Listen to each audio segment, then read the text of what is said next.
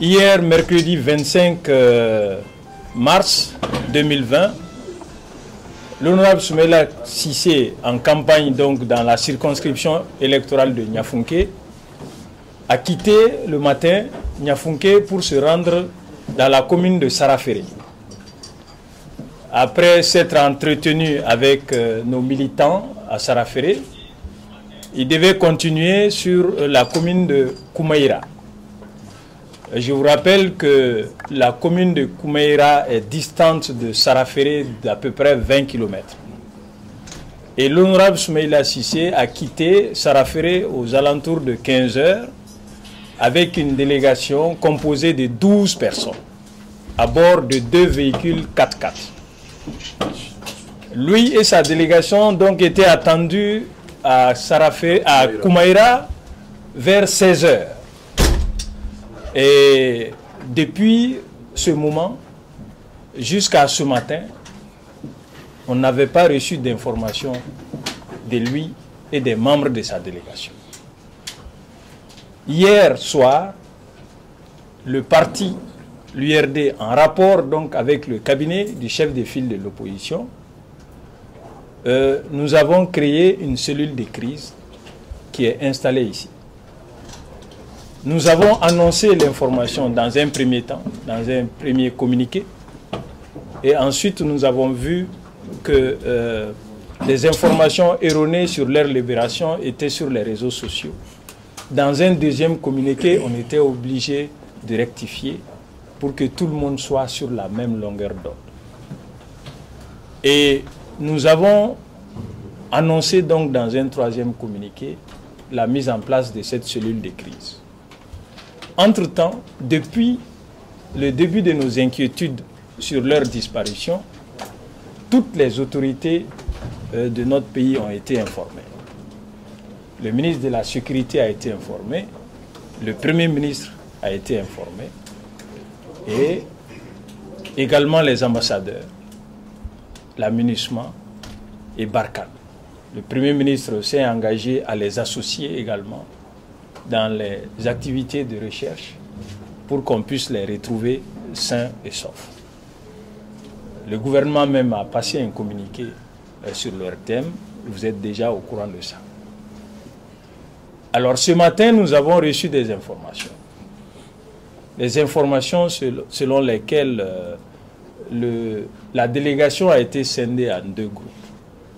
Après donc vérification, on a effectivement remarqué qu'un premier groupe de 5 personnes arrivait à Saraféré ce matin, aux alentours de 7h30.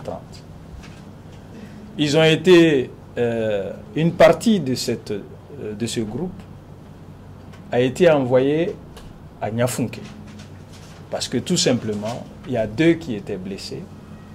Il s'agit de M. Amadou Yatara, qui est un de nos doyens, un ami personnel de M. Soumaïla Cissé.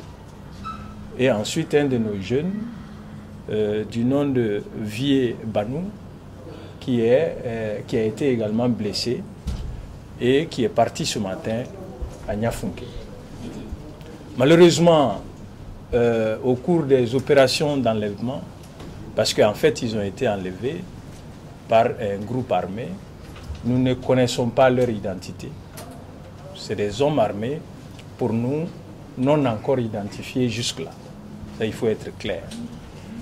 Et au cours donc de leur enlèvement, il y a eu des tirs, ce qui fait que ces 2-là ont été blessés.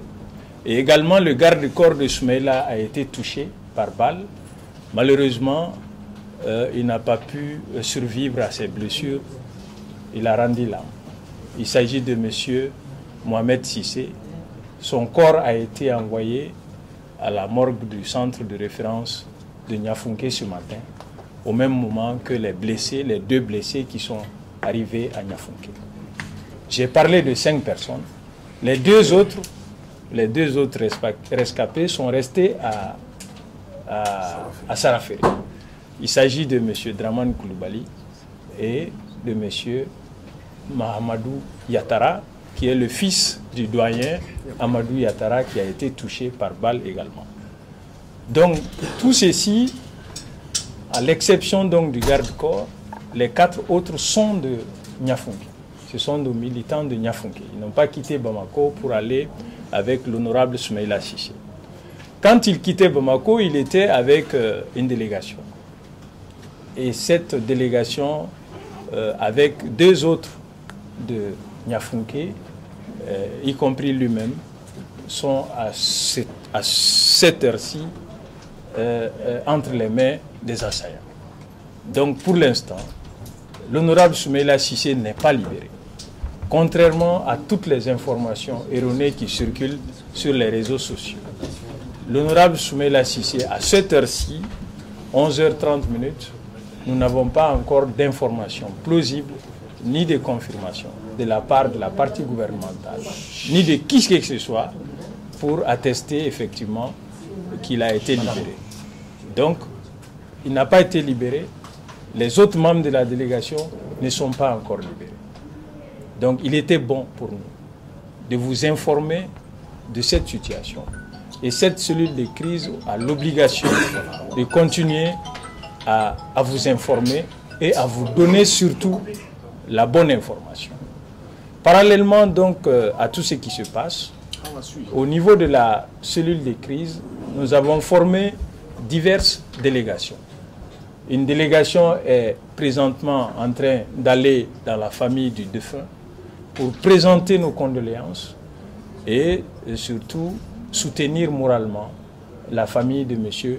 Mohamed Cissé, qui a été pour notre président, pour notre parti, un garçon exemplaire, très sérieux, qui connaissait très bien son travail, très bien éduqué, très poli, et nous gardons de lui de très très bons souvenirs. Un homme engagé qui était vraiment apprécié de tous, ça je peux l'attester. Nous regrettons vraiment ce qui est arrivé. Nous avons condamné cette attitude-là. Nous l'avons condamné dans notre communiqué. Et nous présentons au nom du parti, au nom de l'ensemble de l'opposition, nos condoléances les plus attristées à la famille du défunt. Et également, nous réitérons nos vœux de prompt rétablissement pour les blessés qui sont en soins présentement au centre de santé de Niafunké.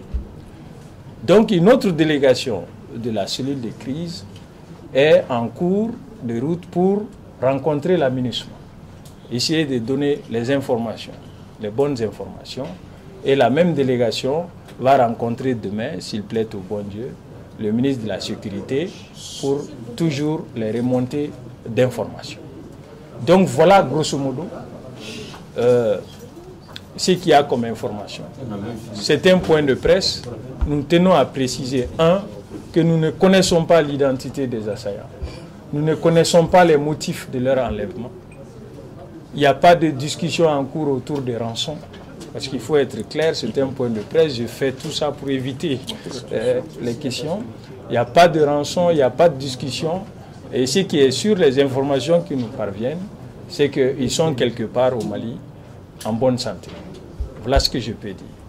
Et s'il y a d'autres informations, nous allons vous informer, soit par voie de communiqué ou par un autre point de presse, si c'est nécessaire, en fonction de l'évolution de la situation.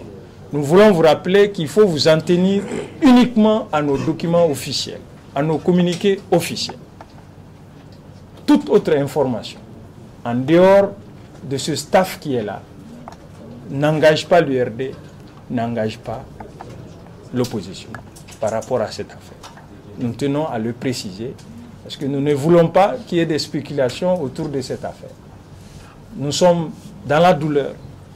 Beaucoup, je tiens à préciser que beaucoup de citoyens nous ont appelés, beaucoup de chefs de partis politiques nous ont appelés, beaucoup de responsables politiques, administratifs nous ont appelés, aussi bien au Mali qu'à l'extérieur.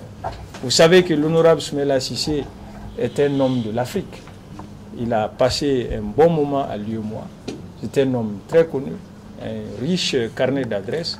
Donc pratiquement, toutes ces relations nous appellent pour s'enquérir de ces nouvelles.